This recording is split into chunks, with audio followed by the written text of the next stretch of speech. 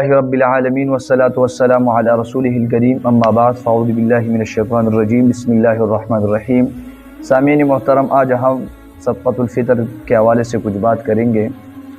صدقۃ الفطر جس کا دوسرا نام زکوٰۃ الفطر بھی ہے، اسی طرح اس کو فطرانہ بھی کہا جاتا ہے۔ یہ کیا چیز ہے اور اس کے شرائط کیا ہے، کس پر یہ آتا ہے، کس پر یہ لازم ہے، کس کی طرف سے ادا کیا جائے گا، کس وقت ادا کیا جائے گا، تو انشاءاللہ ہم صدقۃ الفطر کے مختصر سے مسائل پڑھیں گے۔ سب سے پہلی بات تو یہ کہ صدقۃ الفطر اس کی تعریف کیا ہے، یہ ہے کیا چیز؟ تو صدقہ اس میں دو الفاظ ہے، اس کے اندر ایک ہے صدقہ کا لفظ اور دوسرا اس کے اندر فطر کا لفظ ہے۔ جو صدقہ کو اگر ہم دیکھیں تو صدقہ تو ہر اس عطیہ کو کہا جاتا ہے جس کے ذریعے بندہ اللہ تعالیٰ کے قرب کو حاصل کرتا ہے اور ثواب کے لیے کرتا ہے انسان، تو اس کو صدقہ کہا جاتا ہے۔ ایک لفظ آتا ہے اس کے اندر فطر کا، تو فطر کا مطلب یعنی یہ افطار سے نکلا ہے، یعنی جب انسان 30 روزے یا 29 روزے مکمل کرتا ہے اور عید کا دن آ جاتا ہے تو انسان پر ایک صدقہ آ جاتا ہے، تو پھر اس کو صدقۃ الفطر کہا جاتا ہے، کیونکہ انسان افطار کر لیتا ہے، 30 دن مسلسل روزے رکھ لیتا ہے، پھر اس کے بعد وہ افطار کرتا ہے، اس لیے اس کو صدقۃ الفطر بھی کہا جاتا ہے۔ اب یہ صدقۃ الفطر اس کی حکمتیں کیا ہے؟ تو اس کی دو حکمتیں علماء کرام بیان فرماتے ہیں۔ ایک حکمت اس کی یہ ہے کہ اس سے فقیر کی اور مسکین کی عید کے لیے جو اس کا بندوبست ہو جاتا ہے، اور دوسری بات اس کی ہے کہ رمضان المبارک کے مہینے کے اندر اگر انسان سے کچھ کوتاہیاں ہوئی ہیں، انسان سے کچھ غلطیاں ہوئی ہیں اور انسان سے رمضان المبارک کے مہینے میں کچھ قصور رہ گیا ہے، تو اس کی تکمیل کے لیے اور اس کی ازالے کے لیے جو ہے نا یہ صدقۃ الفطر انسان پر آتا ہے۔ تو ان دو حکمتوں کی بنیاد پر صدقۃ الفطر آتا ہے۔ اب بات اس کی ہے کہ یہ صدقۃ الفطر جو ہے یہ کس پر واجب، صدقۃ الفطر یہ کس پر واجب ہے، کون سے بندے پر؟ تو اس کے لیے کچھ شرائط ہے۔ ایک شرط اس کے لیے کہ یہ آزاد ہو، تو آزاد ہونا صدقۃ الفطر کے لیے یہ شرط ہے۔ دوسری جو شرط اس کی ہے کہ مسلمان ہونا، کیونکہ یہ انسان اللہ تعالیٰ کا قرب اور ثواب کے لیے انسان کرتا ہے، تو اس لیے یہ مسلمان پر ہے۔ تیسری جو شرط اس کا یہ کہ یہ انسان مالک کی نصاب ہو، یعنی جتنا نصاب زکوٰۃ کا ہوتا ہے اور صدقۃ الفطر کا ایک خاص جو نصاب ہے اس کا بندہ مالک ہو، اتنی مقدار اس کے پاس ہو، تو اس شخص پر صدقۃ الفطر آئے گا۔ اب یہ جو اس کے پاس نصاب آئے گا تو نصاب کتنا ہونا چاہیے؟ تو علماء کرام نے 52.5 تولے چاندی، اگر کسی کے پاس 52.5 تولے چاندی کی بقدر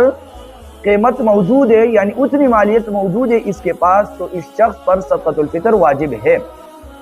اب یہ نصاب ہم کس طرح لگائیں گے؟ زکوٰۃ کے اندر تو 4 چیزیں ہوتی ہیں۔ ایک یہ ہوتا ہے زکوٰۃ کے اندر سونا ہوتا ہے، اس کا حساب لگایا جاتا ہے، دوسرے کے چاندی کا لگایا جاتا ہے، تیسری چیز مالی تجارت کا لگایا جاتا ہے، اور چوتھی چیز جو ہے وہ یہ کہ مالی تجارت۔ تو یہ 4 چیزیں، لیکن صدقۃ الفطر کے اندر ایک اور اضافی ایک 5ویں چیز کا بھی حساب لگایا جاتا ہے کہ انسان کی ضروریات اصلیہ، حاجت اصلیہ سے جو اضافی چیزیں ہیں اس کو بھی اس نصاب کے اندر ایڈ اور جمع کیا جاتا ہے اس کے ساتھ۔ مثال کے طور پر گھر میں انسان کے پاس 1 ہفتے کے جوڑے ہیں، اس سے اضافی جو کپڑے موجود ہیں، یہ ضروریت اصلیہ سے یہ اضافی چیزیں ہیں، تو اس کو بھی ہم جمع کریں گے صدقۃ الفطر میں۔ اسی طرح گھر کے اندر اتنے اضافی برتن پڑے ہوئے جو سال بھر میں استعمال بھی نہیں ہوتے ہیں، اس طرح اور بھی ضروریات سے اضافی چیزیں ہیں،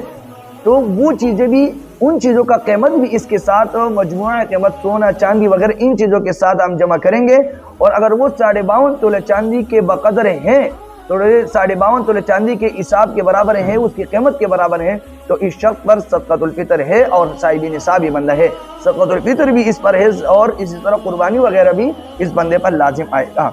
اور جس کے اندر یہ شرائط ہو، آزاد ہونا، مسلمان ہونا اور نصاب کی مقدار کا مالک ہونا، تو اس شخص پر پھر صدقۃ الفطر یہ واجب ہے۔ اب پھر یہ مسئلہ آ جاتا ہے کہ کس کس کی طرف سے یہ صدقۃ الفطر ادا کریں گے؟ تو ایک بات تو یہ انسان اپنی طرف سے صدقۃ الفطر، یا کوئی والد ہے تو وہ اپنی طرف سے ادا کر لے گا۔ اس طرح اگر اس کے چھوٹے بچے ہیں تو چھوٹے جو اولاد صغار ہیں، چھوٹے بچے، اس کی طرف سے بھی صدقۃ الفطر ادا کر دینا یہ واجب ہے اور لازم ہے۔ اب اگر بیوی کی طرف سے ادا کرے یا بیٹے جو بالغ بیٹا ہے اس کی طرف سے ادا کرے، تو اگر وہ اس کی زیر کفالت ہے تو اگر ادا کر دیا تو استحساناً اس کی گنجائش ہے اور جائز ادا ہو جائے گا۔ لیکن باپ پر، یعنی جو شوہر ہے، بیوی کا جو وہ صدقۃ الفطر ہے وہ شوہر پر لازم نہیں ہے، اسی طرح اپنے بالغ بیٹے کا بھی اس پر لازم نہیں ہے۔ اس طرح اب ایک بات ہی آ جاتی ہے کہ اس کی اب اولاد صغار جو ہے، تو اب جو چھوٹے بچے ہیں، اگر اس کے مثال کے طور پر کسی کی یتیم جو ہے نا وہ اولاد ہے، یتیم ہے، تو اب یتیم اور غریب جو پوتے یا پوتی وغیرہ ہے تو اس کی جو صدقۃ الفطر ہے پہ اس کا باپ کا جو ہے نا قائم مقام دادا ہو جائے گا، کیونکہ جب اس کا والد نہیں ہے تو اس کا دادا پھر اس کا صدقۃ الفطر ادا کرے گا، اور ماں پر جو ہے چھوٹے بچے کی وہ صدقۃ الفطر واجب نہیں ہے۔ پھر یہ بات آ جاتی ہے کہ اس کی مقدار کتنی ہے، کہ کتنا ہم صدقۃ الفطر نکالیں گے بندے کی طرف، اتنا سا فطر ہے۔ تو چار چیزیں علماء بیان فرماتے ہیں، ایک گندم، ایک ہے اسی طرح ایک ہے کشمش، ایک ہے جو، یہ چار چیزیں۔ اگر آپ گندم کے حساب سے صدقۃ الفطر دیں گے تو پھر 2.25 کلو